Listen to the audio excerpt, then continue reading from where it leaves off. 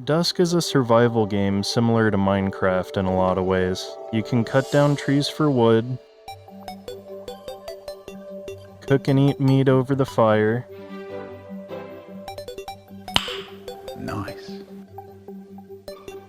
and even sleep out the dangerous night.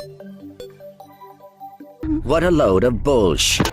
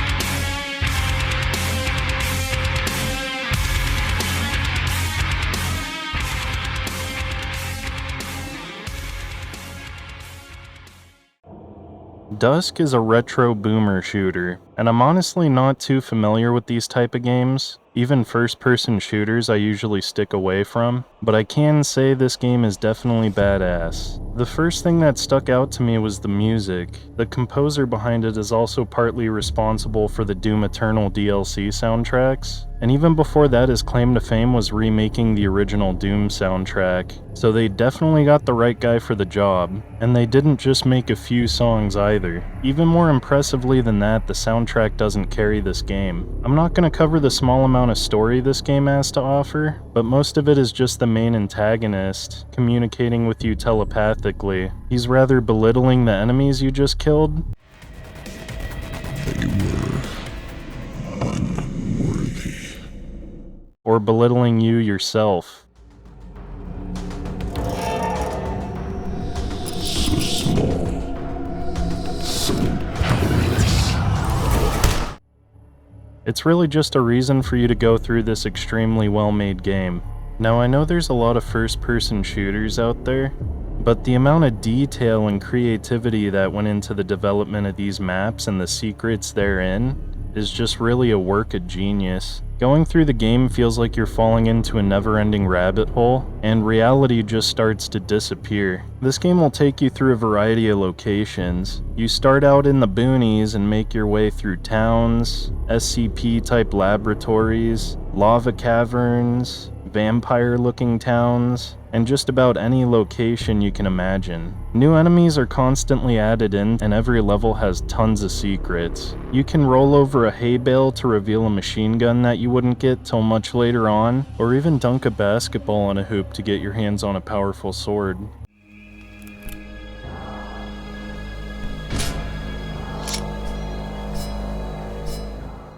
The weapons you'll be finding are pretty standard for a game like this, the exception being a crossbow that pierces through enemies and walls, and of course the overpowered bar of soap you can one-shot bosses with. There's one of these hidden in every stage, but good luck finding them. I'd say just about every weapon has its use, except the long barrel shotguns. Pretty much it shares ammo with the sawed-off shotgun, and the sawed-off shotgun's just a lot better of an option. There's other weapons that can fill in the medium distance role, but not a lot of weapons that can fill in the close range role. For as generic as the weapons are though, they're pretty fun to use, and they all sound and look really good whenever you fire them.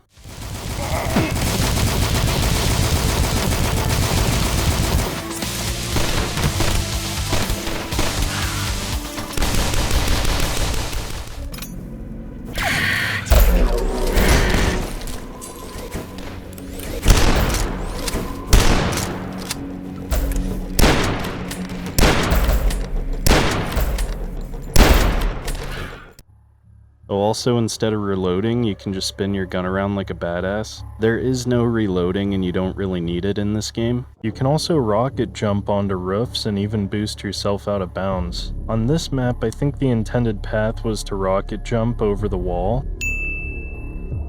but instead I boosted myself out of bounds to drop into the room with the button that opens the gate.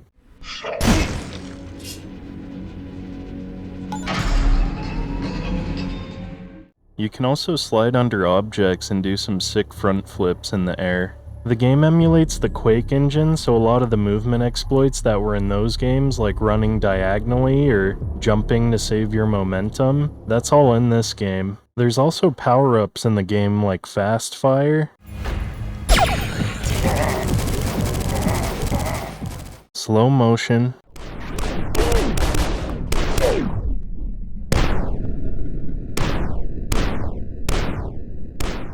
and Wall Climbing. I hear Hunter. It's a newer retro game, so you can pick up and throw objects, light things on fire, and there's also some other cool things that I'd rather not spoil for you. I had a lot of fun doing things I shouldn't be doing, like trying to clog a toilet, cooking food to heal, and even trying to build myself a makeshift ramp so I can get on the top of buildings. This game isn't a jump scare type of game, but it did get me a few times.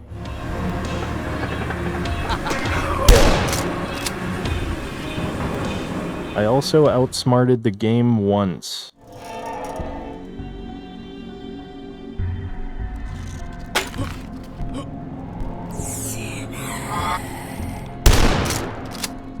I only have a few complaints, first being the lack of difficulty in the first chapter, mainly because there's not enough enemies, and they quickly give you all the guns. There's 3 chapters total, and the last 2 do a much better job at drip feeding you guns. For anyone playing this game for the first time, if you're familiar with first-person shooters at all, I'd suggest the second hardest difficulty.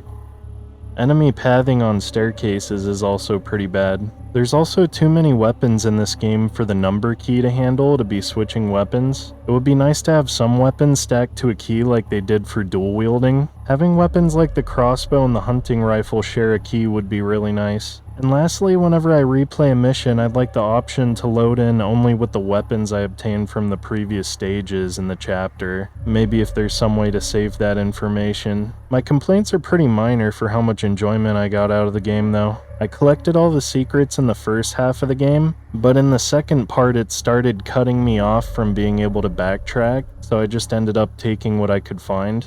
I clocked in at under 16 hours of gameplay, and I would just love to go back whenever I have some spare time. Also, the game's only 2 GB storage space, so personally I'll never delete this game. If you guys enjoyed, please like and comment down below on the video. And for anyone that's following my Armored Core series, don't worry, I'm going to be covering Armored Core 3 in the next video. And as always, have a good day.